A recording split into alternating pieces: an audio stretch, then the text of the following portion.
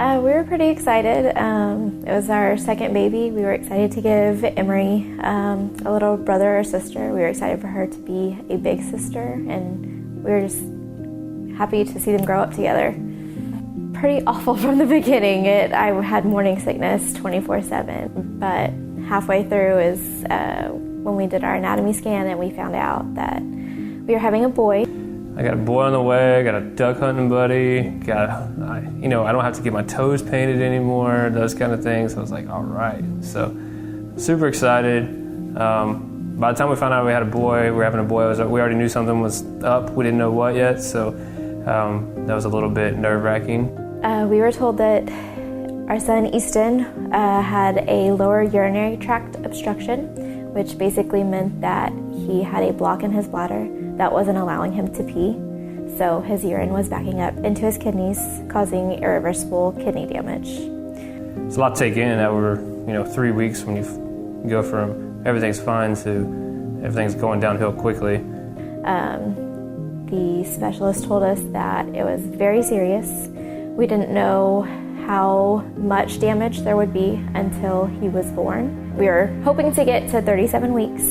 That was the goal, so that he wouldn't be premature on top of his problems. But unfortunately, that didn't happen. Easton was a day old when I got to see him for the first time, and I was excited to see him, but at the same time, I was very sad because this beautiful little baby, he's laying there and he's got all these wires on him, and I was helpless. I couldn't do anything to help him. It's hard to lose a baby, to have him die in your arms. It's really hard. We couldn't imagine Emery growing up by herself, so we knew that we wanted to have at least one more baby. So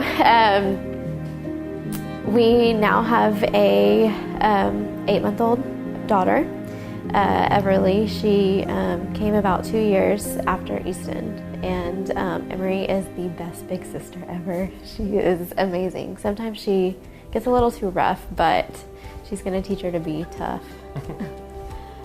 So probably 2 or 3 weeks before Easton, what would have been his first birthday, we discovered that on February 4th it was National Eat Ice Cream for Breakfast Day.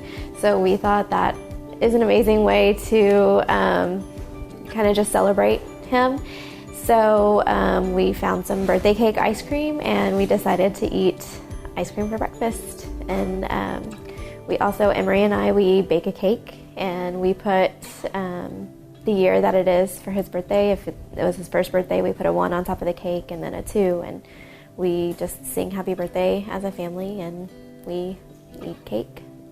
You go from finding out everything's great and you're having a baby and you're having a boy and all this happy stuff, and then all of a sudden everything goes downhill. And without the people at Bay Area and without the people at Driscoll and without all the support that we have from family and friends and everything throughout the whole ordeal, there's no way you can get through it. I mean, it was, from that standpoint, it was phenomenal. And I wanted to mostly just thank everybody. That would be my biggest thing. I mean, I love to share my story, our story, and what's going on, but just don't feel like I ever get a chance to thank everybody one time. So this would be my opportunity to say thank you to everyone.